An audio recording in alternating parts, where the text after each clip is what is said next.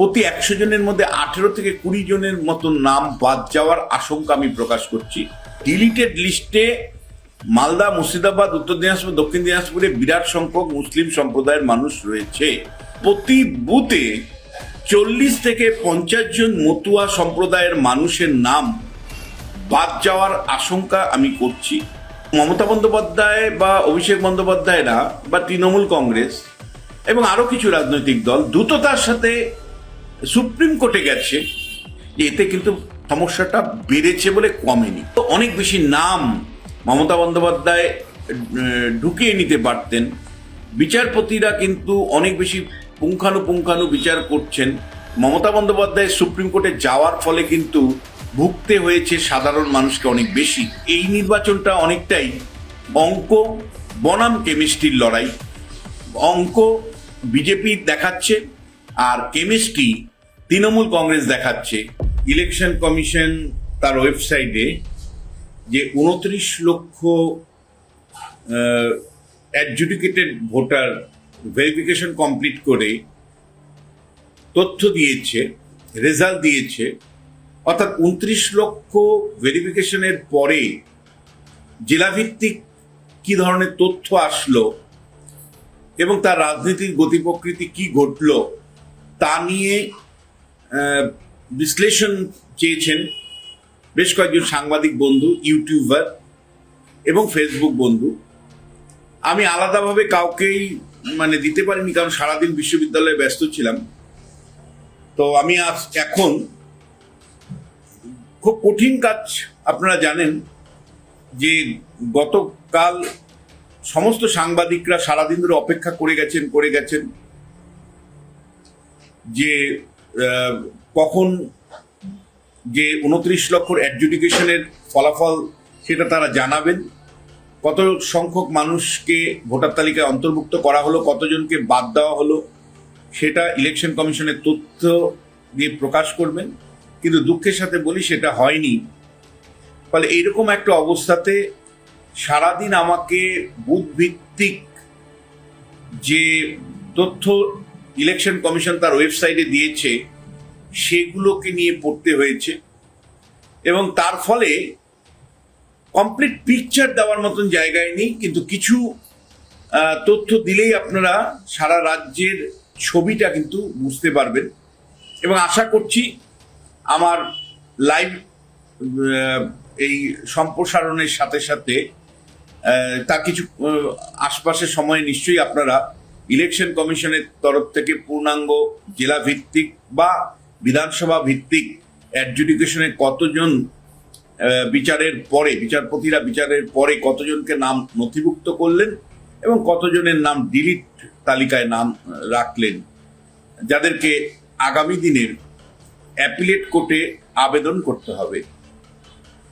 সেটা নিশ্চয়ই election commission জানাবে।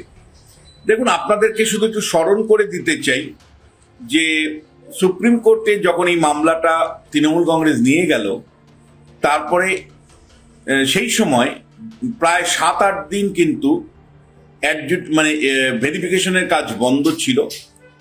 অর্থাৎ ভেরিফিকেশন তখন বেশ কয়েকদিন বন্ধ ছিল। সুপ্রিম কোর্ট যে রায় দিল তাতে পরিষ্কার করে তারা বললেন যে বিচারপতিদেরকে নিয়ে, অর্থাৎ বিচার বিভাগে হস্তক্ষেপ তারা বললেন রাজ্য সরকারের প্রতি আমাদের আস্থা নেই, ইলেকশন কমিশনের প্রতিও সামান্যতম আস্থা নেই।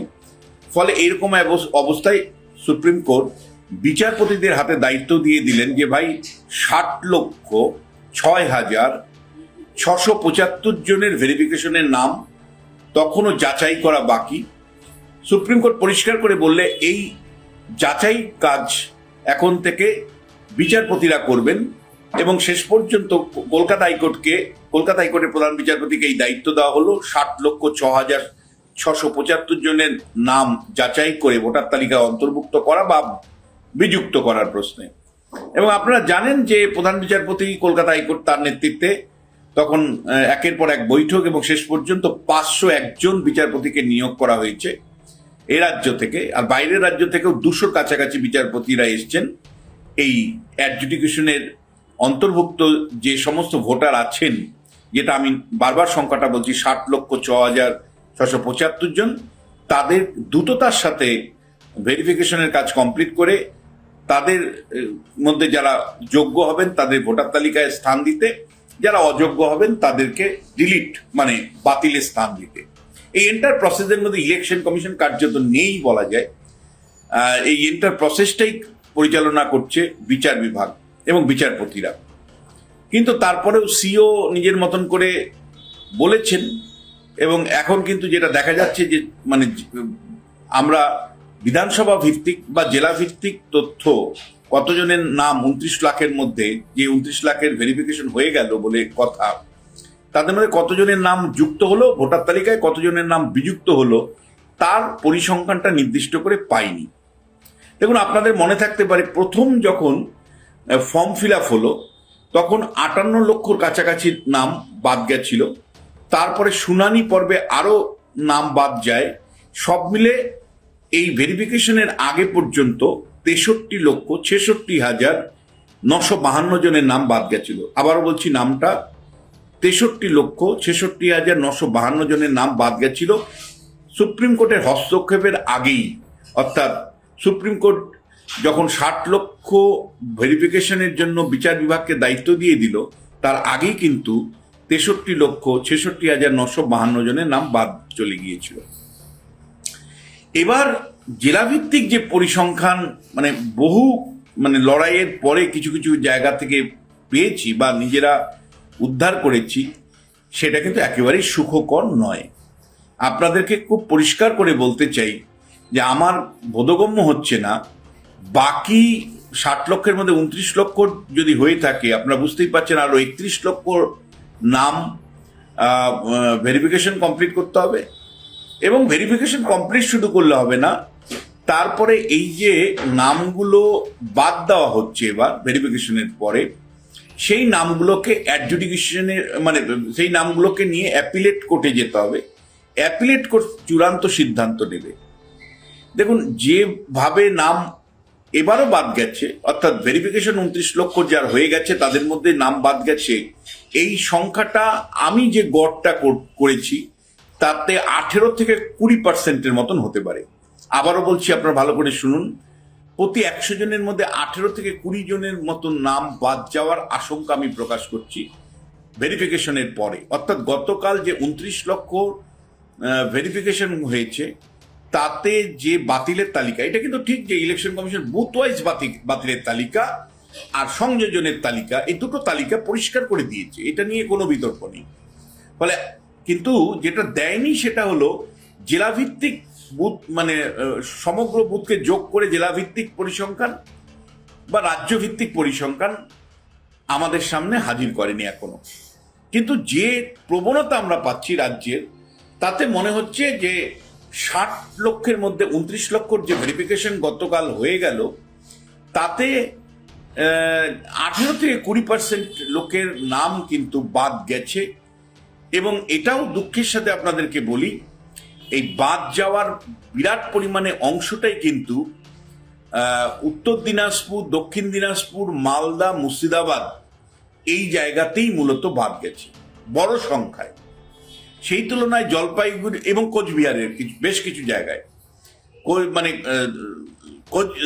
জলপাইগুড়ি, দার্জিলিং, কালিম্পং বা আলিপুরদুয়ারের কিন্তু সেইভাবে নাম বাদ যায়নি।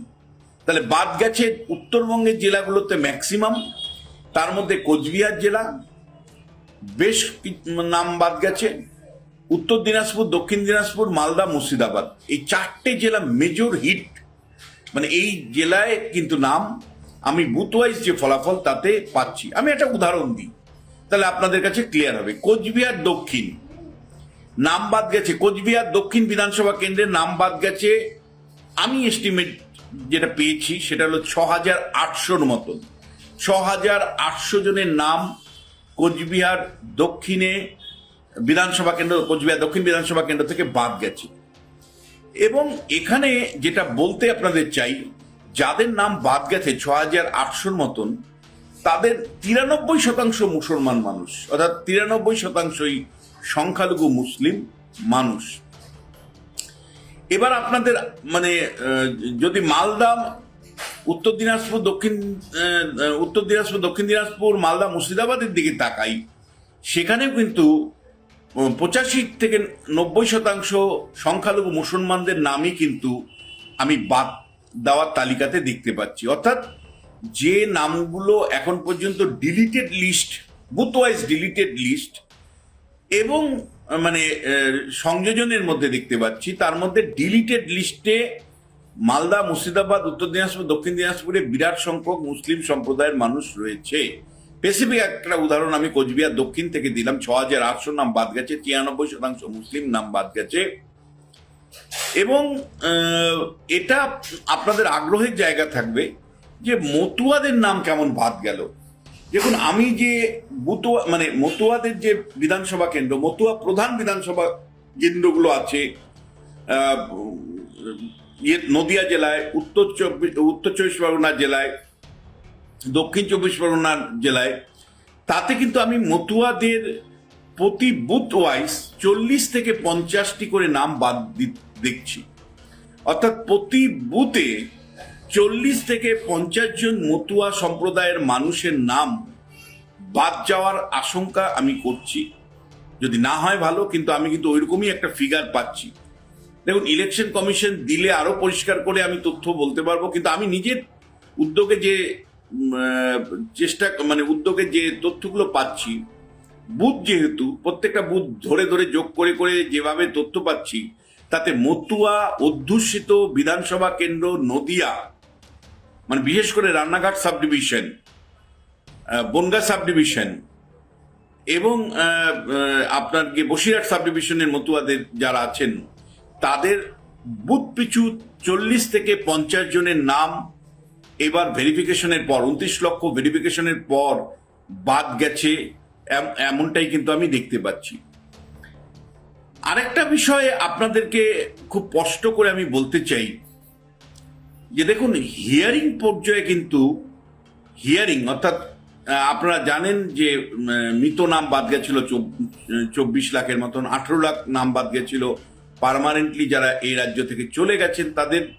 এইভাবে 58 লক্ষ নাম বাদ যাদের গেছিল, তারপরে যখন হিয়ারিং হয়, হিয়ারিং পর্বে কিন্তু সেইভাবে খুব বিরাট নাম বাদ গেছে তা নয়। এবং এটা আমি বারবার টেলিভিশনে বলেছি, আপনারা যদি দেখেন, যে আপনি মমতা বন্দ্যোপাধ্যায় বা অভিষেক বন্দ্যোপাধ্যায়রা বা তৃণমূল কংগ্রেস এবং আরো কিছু রাজনৈতিক দল দ্রুততার সাথে সুপ্রিম কোর্টে গেছে, কিন্তু সুপ্রিম কোর্ট যে ব্যবস্থাটা গ্রহণ করেছে, অর্থাৎ বিচার প্রক্রিয়ার মধ্য দিয়ে এই প্রসেসটা শেষ করতে চাইছে, এটা আমার অ্যাসেসমেন্ট, সম্মানের সাথে আমি বলতে চাই, সবাইকে সম্মান করে বলতে চাই যে এতে কিন্তু সমস্যাটা বেড়েছে বলে কমেনি। অর্থাৎ এআরও, অ্যাসিস্ট্যান্ট এআরও, অর্থাৎ আমাদের ডিএম বা এসডিওরা যদি এই কাজটা করতেন, যেহেতু এই কাজটা তারা অভ্যস্ত, ফলে এই কাজটা কিন্তু আরো দ্রুততার সাথে হয়ে যেত। আজকে যে মাত্র 29 লক্ষর ভেরিফিকেশন হয়েছে, অবশ্যই আপনি আমায় বলতে পারেন যে দাদা এই এন্টার সমস্যার পেছনে এআই এর ভূমিকা আছে, আমি একমত। ইলেকশন কমিশনের ব্যর্থতা আছে, আমি একমত। রাজ্য সরকার অসহযোগিতা করেছে, সুপ্রিম কোর্টও বলেছে, আমি একমত। রাজ্য সরকার কর্মী দেয়নি, একমত। এবং যখন এই কাজটা ফর্ম ফিল আপ হয়েছিল, তখন 6800 বুথে কার্যত তৃণমূল কংগ্রেস তার মতন করে ফর্ম ফিল আপ করিয়েছিল। এক ব্যক্তির নামে 50টা ফর্ম ফিল আপ হয়েছে, এসআইআর এর ফর্ম ফিল আপ হয়েছে এক ব্যক্তির নামে 50টা। এরকম অসংখ্য অসঙ্গতি, রাজ্য সরকারের অসহযোগিতা, ইলেকশন কমিশনের ব্যর্থতা, সবকিছু মেনে নিয়েও আমি বলছি, রাজ্য প্রশাসনের দলীয়করণের কথা ভেবেও আমি বলছি, নিশ্চিত করে আমি বলতে পারি যে এইটা যদি বিচার বিভাগের এটা যদি আমি উল্টো দিক থেকে বলি, এটা যদি আমাদের ডিএমএস বা এসডিওদের হাতে থাকতো, অর্থাৎ এটা যদি রাজ্য প্রশাসনের হাতেই থাকতো, যদি প্লেইং টু গ্যালারি করবার জন্য মমতা বন্দ্যোপাধ্যায় বিচার বিভাগে গিয়ে রায়টা নিয়ে সে যেভাবে জয় দেখালেন, এই জটিলতা কিন্তু এতটা হতো না। ভেরিফিকেশন আমি নিশ্চিত এতদিন শেষ হয়ে যেত, হয়তো অনেক বেশি নাম মমতা বন্দ্যোপাধ্যায় ঢুকিয়ে নিতে পারতেন। বিচারপতিরা কিন্তু অনেক বেশি পুঙ্খানুপুঙ্খানু বিচার করছেন, এবং বিচার করাটাই স্বাভাবিক। বিচার মানে সুপ্রিম কোর্ট তাদেরকে দায়িত্ব দিয়েছেন, এটাই তারা করবেন, এটাই আমরা তাদের সম্মানের সাথে তাদের কাজটাকে দেখতে চাই। কিন্তু যারা দৈনন্দিন প্রশাসনের সাথে যুক্ত আছেন, এআরও, অ্যাসিস্ট্যান্ট এআরও, তারা যদি এই কাজটা করতেন, এতদিন 60 লক্ষের ভেরিফিকেশন কমপ্লিট হয়ে যেত। এবং আর দ্বিতীয়বার যখন তৃণমূল কংগ্রেস আবার গেলেন সুপ্রিম কোর্টে, মানে আজকের আগে তার আগের দিন যখন গেলেন, তখনও কিন্তু আরেকটা সিদ্ধান্ত সুপ্রিম কোর্ট নিল যে ডিএমরা নয়, যাদের নাম বাদ যাবে, অর্থাৎ ভেরিফিকেশনের পরে বাদ যাবে, তাদেরকে অ্যাপিল করতে হবে, অ্যাপিলেট কোর্টে অ্যাপিল করতে হবে। এই অ্যাপিল কোর্টে অ্যাপিলেট এখন যদি 18 থেকে 20% নাম বাদ গেছে বলেই আমার মনে হচ্ছে, তাহলে এই বিপুল সংখ্যক মানুষকে অ্যাপিলেট কোর্টে অ্যাপিল করে তারপরে ভোটার তালিকায় নাম তারা কি করে তুলবেন আমি জানি না। ফলে তৃণমূল কংগ্রেস যেটাকে জয় বলে দেখছে, আমাদের রাজনৈতিক দলের ব্যর্থতা যে তারা মানুষকে বোঝাতে পারেনি যে আসলে তৃণমূল কংগ্রেস বিষয়টাকে আরো জটিল করে তুলেছে, আরো বেশি জটিল করে তুলেছে। বরঞ্চ রাজ্য প্রশাসনের হাতেই যদি ডিএম এবং মানে এআরও, অ্যাসিস্ট্যান্ট এআরওদের হাতে থাকতো, এতদিন ভেরিফিকেশনের কাজ কমপ্লিট হয়ে যেত। কিন্তু সিপিআইএম দল, বিজেপি তো চাইবেই না নামগুলো ঢুকুক। ফলে বিজেপি চাইছে যে কোনো মূল্যে সংখ্যাটা কমিয়ে নির্বাচনে জয়ী হতে। কিন্তু যে দলগুলো সেকুলার দল ছিল, সিপিআইএম দল, তারা কিন্তু মানুষকে বোঝাতেই পারেনি যে আসলে মমতা বন্দ্যোপাধ্যায় সুপ্রিম কোর্টে যাওয়ার ফলে কিন্তু ভুগতে হয়েছে সাধারণ মানুষকে অনেক বেশি, বা আজও ভুগতে হচ্ছে।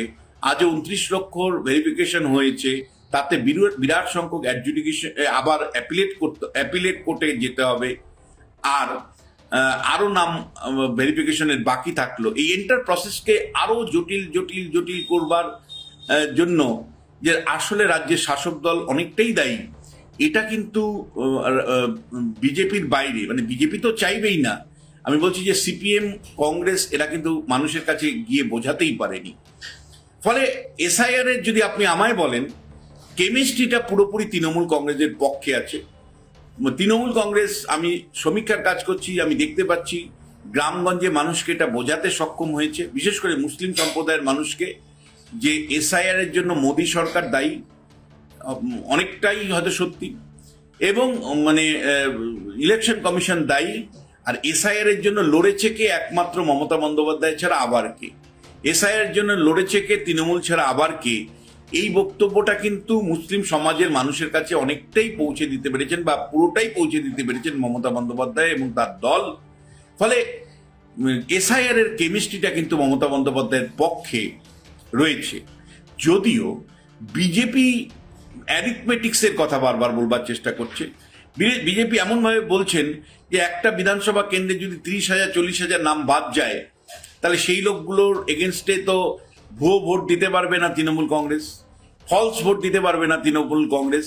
ফলে অটোমেটিক্যালি যদি আগের নির্বাচনের মতন সমর্থন বিজেপি পেয়ে যায়, তাহলে বিজেপি সেই আসনগুলোতে জয়ী হবে।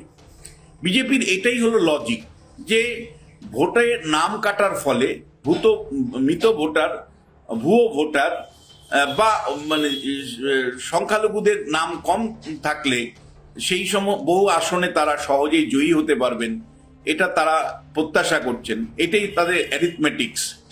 এবং তারা এই উদাহরণটা দিচ্ছেন যে 43টা বিধানসভা কেন্দ্র এমন আছে যেখানে জয় পরাজয়, অর্থাৎ তৃণমূল আর বিজেপির মধ্যে জয় পরাজয় হয়েছে 10,000-এর কম ভোটে। 2021 সালের বিধানসভা নির্বাচনে এমন 43টা বিধানসভা কেন্দ্র পাচ্ছি আমরা। সেই বিধানসভা কেন্দ্রগুলো তৃণমূল এবং বিজেপির মধ্যে জয় ব্যবধান বা পরাজয়, মানে ব্যবধান হলো 10,000-এর নিচে। বিজেপির বক্তব্য হচ্ছে যে এসআইআর এর মধ্যে মৃত নাম, অবৈধ নাম, স্থায়ীভাবে চলে যাওয়া নাম, মুসলিমদের নাম বাদ যাওয়ার ফলে তারা যদি অতীতের মতন ভোটটাকে ধরে রাখতে পারে, তবেই 43টা কেন্দ্রের মধ্যে বেশিরভাগ জয়ী হতে পারবে। এটা বিজেপির বক্তব্য। আর উল্টো দিকে তৃণমূল কংগ্রেস পরিষ্কার মুসলিম সমাজকে বোঝাতে পেরেছে যে একমাত্র আমরাই তোমাদের জন্য লড়াই করেছি, ফলে এবারের নির্বাচনে একটি ভোটও বাম বা আইএসএফ বা অন্য কাউকে দিয়ে নষ্ট করা যাবে না। বিজেপি ভোট কেটে জয়ী হতে চাইছে, ফলে এবার সব ভোটটাই তৃণমূলকে দিতে হবে। ফলে এবার দেখার যে শেষ পর্যন্ত কার অঙ্ক মানে মানে বিজেপির অঙ্ক মেলে নাকি তৃণমূল কংগ্রেসের কেমিস্ট্রি মেলে। ফলে এই নির্বাচনটা অনেকটাই অঙ্ক বনাম কেমিস্ট্রির লড়াই। অঙ্ক বিজেপি দেখাচ্ছে আর কেমিস্ট্রি তৃণমূল কংগ্রেস দেখাচ্ছে।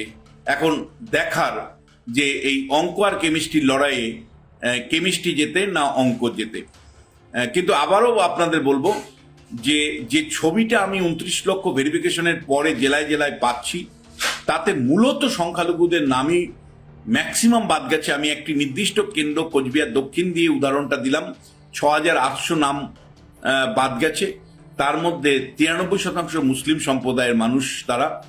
আর মতুয়াদের যে বিভিন্ন বিধানসভা কেন্দ্রে সেখানে গড়ে 40 থেকে 50 জনের নাম বাদ যাচ্ছে। আর উত্তর দিনাজপুর, দক্ষিণ দিনাজপুর, মালদা, মুর্শিদাবাদের সংখ্যালঘু অধ্যুষিত বিধানসভা কেন্দ্রগুলোতে যে নাম বাদ গেছে, সেই নাম বাদ যাওয়ার 85 থেকে 90%ই মুসলমান সম্প্রদায়ের মানুষ। এই হলো মোরললেস গত রাত্রে যে ভেরিফিকেশন হয়েছে, এই ভেরিফিকেশনের রেজাল্ট। আপনারা নিশ্চয়ই জিজ্ঞেস করতে পারেন যে দাদা কলকাতাতে কি খুব নাম বাদ গেছে? না, উত্তর খুব নয়। আবার একইভাবে আপনাদেরকে খুব পরিষ্কার করে বলতে চাই, হারোয়ার মতন সংখ্যালঘু অধ্যুষিত এলাকায় নাম কিন্তু খুব একটা বাদ যায়নি। হারোয়ার মতন আমরা হারোয়াটা দেখছিলাম, হারোয়াতে কিন্তু মুসলিমদের নাম কিন্তু খুব কম, হাতে গোনা কিছু নাম বাদ গেছে। আর ওদিকে পশ্চিমাঞ্চলে বাঁকুড়া, পুরুলিয়া, ঝাড়গ্রাম, পূর্ব মেদিনীপুর, পশ্চিম মেদিনীপুর, এই জায়গাগুলোতেও কিন্তু নাম খুব কম পরিমাণে বাদ গেছে, বেশিরভাগই সংযোজন হয়েছে। আবারও বলছি, পশ্চিম প্রান্তে পশ্চিমবঙ্গের যে গতকাল ভেরিফিকেশন হয়েছে তারপরে সংযোজিত নামের সংখ্যাই বেশি, অর্থাৎ বাঁকুড়া, পুরুলিয়া, পশ্চিম মেদিনীপুর, ঝাড়গ্রাম, পূর্ব মেদিনীপুর, এই সমস্ত জায়গায় কিন্তু ভেরিফিকেশনের 29 লক্ষ ভেরিফিকেশনের পর বুথ ওয়াইজ যে তালিকা পাচ্ছি, সংযোজনের তালিকা পাচ্ছি আর বিয়োজনের তালিকা পাচ্ছি, সেখানে সংযোজনের তালিকাটাই বড়, বিয়োজন অনেক কম জঙ্গলমহল বা 2 মেদিনীপুরে। এই ছিল 29 লক্ষের ভেরিফিকেশনের পর রাজ্যভিত্তিক অবস্থান। আপনাদের যদি কারো কোনো বক্তব্য থাকে নিশ্চয়ই আমাকে জানাবেন। আর চূড়ান্ত একেবারে নির্দিষ্ট অঙ্ক জন্য আপনাদের অবশ্যই ইলেকশন কমিশনের দিকেই মুখাপেক্ষী হয়ে থাকতে হবে।